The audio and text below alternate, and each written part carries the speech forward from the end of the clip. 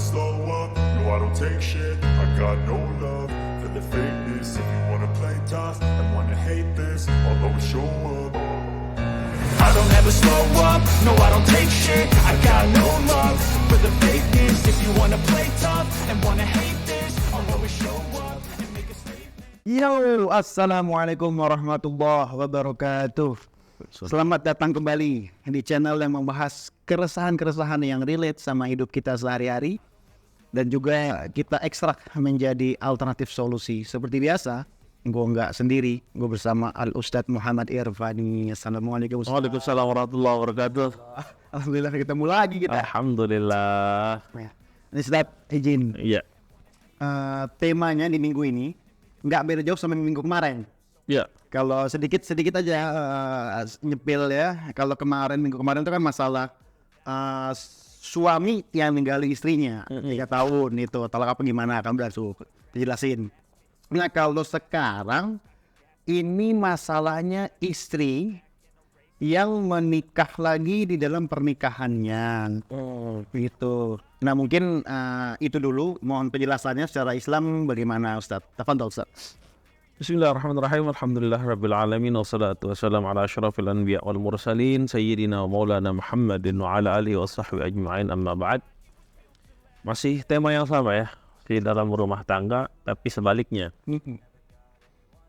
Kalau kemarin kita membahas apakah suami ketika menikah lagi boleh tanpa izin istrinya? Iya. Kalau sekarang kebalikannya.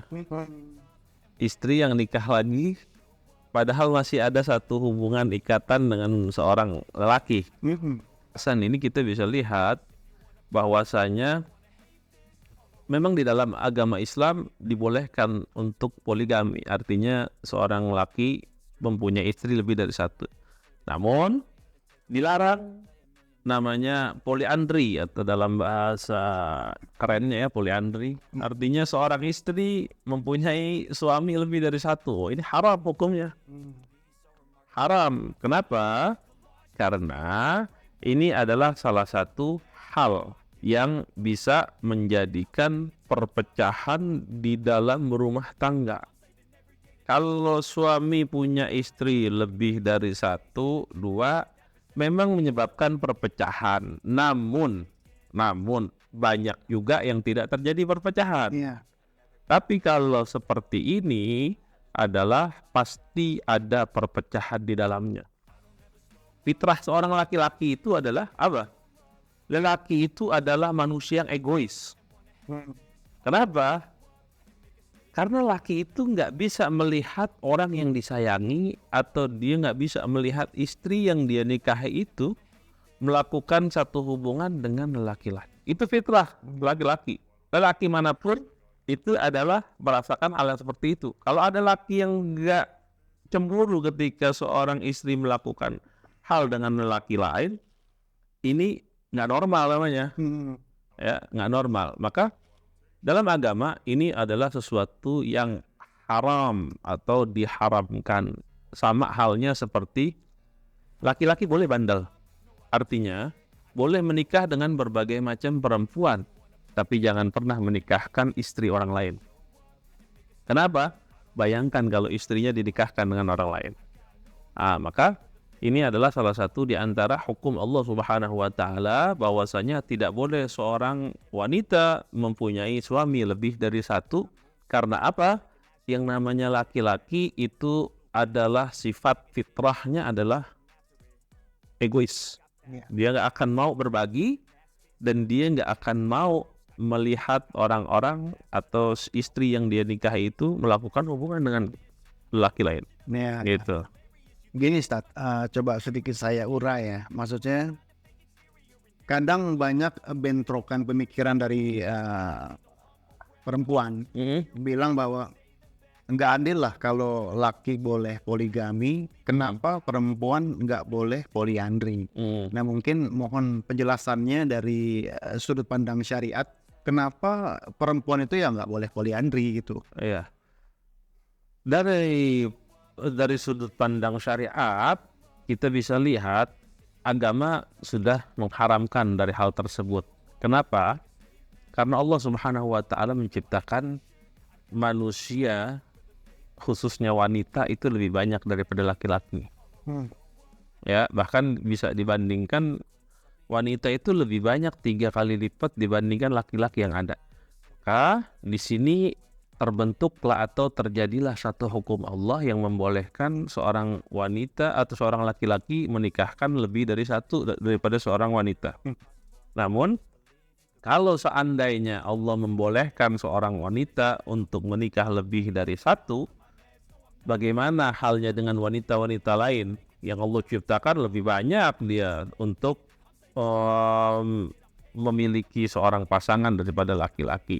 Nah, ini mungkin kita dari segi hukum kita bisa lihat dari jumlah yang Allah Subhanahu wa taala ciptakan. Karena memang kenyataannya seperti itu, wanita lebih banyak daripada laki-laki. Dan juga dari segi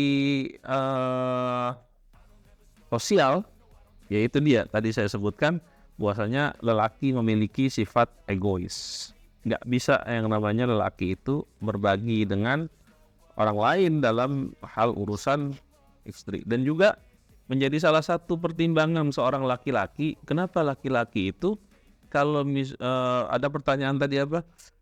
Nggak adil dong kalau Allah itu membolehkan laki-laki nikah lebih dari satu sedangkan wanita nggak boleh. Iya.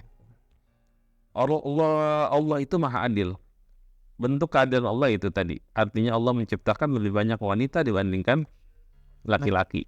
Kemudian satu daripada yang tidak dibayangkan oleh semua laki-laki dan memang bawaan daripada sifat laki-laki, satu, laki egois. Dan yang mereka memahami ilmu agama bahwasanya apa yang dilakukan oleh seorang istri itu akan mendapatkan tanggung jawab dia daripada Allah Subhanahu wa taala. Artinya jika seorang istri itu melakukan maksiat maka dia akan mendapatkan dosa. Seorang suami otomatis akan mendapatkan dosa. Bahkan di dalam kitab Tanbihul Ghafilin itu disebutkan kalau ada wanita yang melakukan hubungan suami istri dengan orang lain padahal dia sudah menikah, apa diberikan oleh Allah Subhanahu wa taala hukuman? Hukumannya adalah kalau suaminya nggak tahu hubungan tersebut, maka Allah Subhanahu wa taala akan melimpahkan pahala seorang wanita ini kepada suaminya dan suaminya itu dosanya dilimpahkan kepada istrinya. Itu kalau suaminya nggak tahu. Tapi bagaimana kalau misalkan suaminya tahu? Pada zaman sekarang mungkin karena desakan ekonomi, karena mungkin kebutuhan yang memang harus dia cari, ada beberapa pasangan yang malah suaminya menyuruh istrinya untuk melakukan hubungan-hubungan yang di luar pernikahan, contohnya dengan melakukan praktek daripada prostitusi. Iya. Ini kan juga marak terjadi. Maka apa yang dikatakan hukumannya dari Allah Subhanahu wa taala di dalam kitab Tanbihul Ghafilin tersebut, seorang suami yang melakukan hal tersebut haram mencium baunya surganya Allah Subhanahu wa taala. Allah mencium surganya aja, mencium bau surga aja diharamkan oleh Allah Subhanahu wa taala, apalagi masuk ke dalam surganya Allah Subhanahu wa taala. Artinya ini adalah hukuman yang besar, ini adalah peringatan yang besar. Kita nggak usah jauh-jauh ngambil hukum atau kita nggak usah jauh-jauh baca kitab mana. Rasain ketika istri kita ini melakukan hal yang kita nggak suka, artinya melakukan hubungan dengan suami lain. Itu bagaimana rasanya. Maka bayangkan juga ketika kita menikahkan atau kita ini melakukan hubungan dengan istri orang lain. Ini hukuman yang Allah Subhanahu wa taala sudah ciptakan di dalam masing-masing daripada diri seorang lelaki, bahwasanya akan ada rasa sakit yang besar. Nah, makanya Allah Subhanahu wa taala memberikan hukuman di dalam pernikahan itu. Setelah kita mentalak seorang istri 3 kali kita talak, kemudian jatuhlah yang namanya talak 3 itu talak bain. Maka laki-laki ini nggak boleh menikahkan istri tersebut sebelum istri itu menikah dengan laki-laki lain. Kalau dia mau rujuk, artinya suaminya mau rujuk, maka istrinya ini harus menikah dengan orang lain. Apa di situ kita bisa lihat pendidikan yang Allah berikan? Allah menghukum lelaki yang menyia-nyiakan seorang wanita atau menyia-nyiakan istri. Bagaimana rasanya melihat seorang istri yang dia nikahi, yang dia pergauli bertahun-tahun, kemudian dia ceraikan, kemudian ketika ingin kembali dia harus menikah dengan orang lain. Itu adalah salah satu hukuman yang Allah berikan di dalam syariat. Maka pendidikan-pendidikan dalam rumah tangga yang Allah berikan di dalam Al-Quran itu amat sangat berharga. Makanya kita ini kalau mau mencari cara mendidik istri, di dalam Al-Quran ada. Caranya bagaimana? Kalau ada istri yang berbuat nusyuz itu artinya berbuat durhaka kepada seorang suami, maka ada 3 tahapan hukuman yang disebutkan oleh Allah dalam Al-Quran. Apa yang pertama? Yang pertama itu adalah memberikan nasihat, fa'idhuhunna, berikan nasihat, berikan pelajaran, berikan pendidikan. Kemudian yang kedua, kalau udah dinasehatin, diberikan pelajaran gak mempan juga, apa kata Allah? Maka pisahkan ranjang. Artinya kita tidak mencampuri sebagai hukuman kepada seorang wanita secara selama 3 hari. Kemudian kalau nggak bisa juga dibilangin, udah dikasih nasihat nggak bisa, dihukum dengan pisah ranjang 3 hari nggak bisa juga, maka di dalam Al-Quran dibolehkan wadribuhunna, pukul.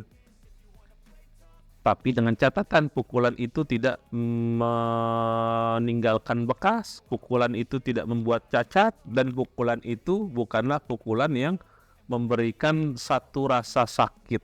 Artinya pukulan-pukulan yang mendidik. Ya. Itu dibolehkan dalam Al-Quran. Nah, ini yang menjadi celah para orientalis, orang-orang di luar agama Islam, bahwasanya orang Islam itu dididik dengan keras, artinya dengan radikal. Tidak. Yang dimaksud pukulan di sini adalah dengan pukulan-pukulan yang mendidik. Nah, itu artinya Allah Subhanahu wa taala memberikan kesempatan kepada seorang laki-laki untuk mendidik daripada istri-istrinya dengan 3 cara tersebut. Artinya ya seorang istri pun harus paham apa yang dimaksud oleh Allah dalam Al-Quran. Makanya yang namanya orang berumah tangga, mana marojinya atau mana referensinya? Al-Quran. Mau orang berumah tangga lihat siapa qudwahnya, siapa contohnya? Nabi Muhammad SAW. Saya menyampaikan satu kisah romantis, kisah yang mungkin gak ada di novel-novel atau di cerita-cerita manapun. Adalah ketika Nabi Muhammad SAW ketika menikah dengan Sayyidatuna Aisyah radhiyallahu anha, itu kira-kira Nabi Muhammad berumur sekitar 45 sampai 50 tahun ya, udah lumayan tua lah ya untuk ukuran seorang laki-laki. Dan Sayyidatuna Aisyah saat itu berumur 12 tahun. Apa yang dilakukan oleh Nabi ketika pulang berperang dengan para sahabat? Sahabat disuruh pulang terlebih dahulu. Kalian pulang duluan, saya mau ngobrol sama Aisyah berdua.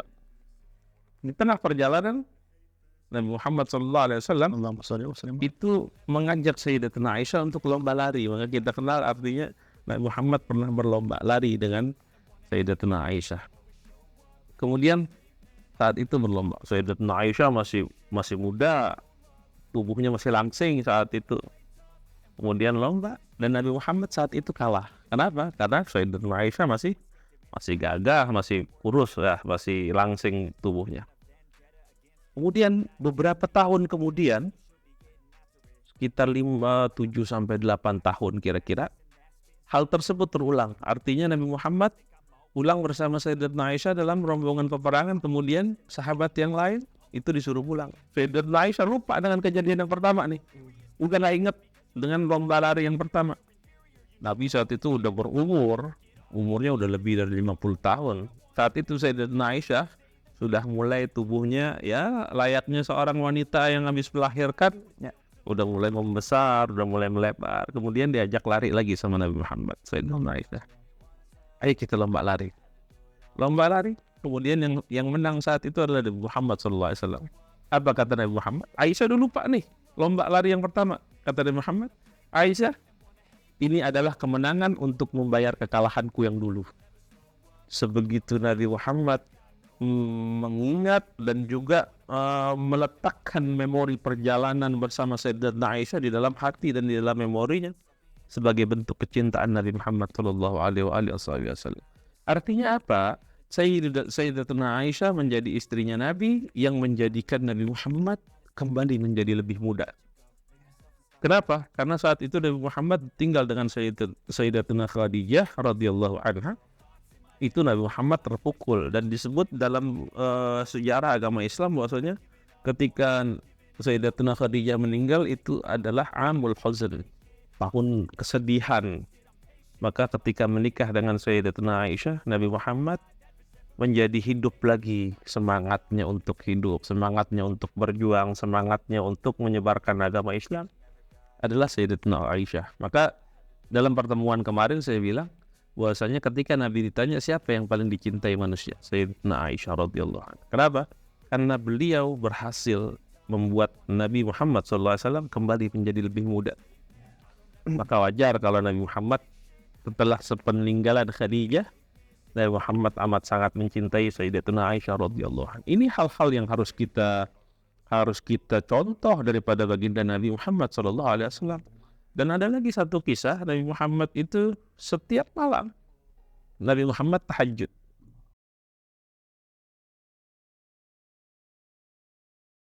I don't ever slow up, no I don't take shit. I got no love for the fakeness. If you wanna play tough and wanna hate this, I'll always show up. I don't ever slow up, no I don't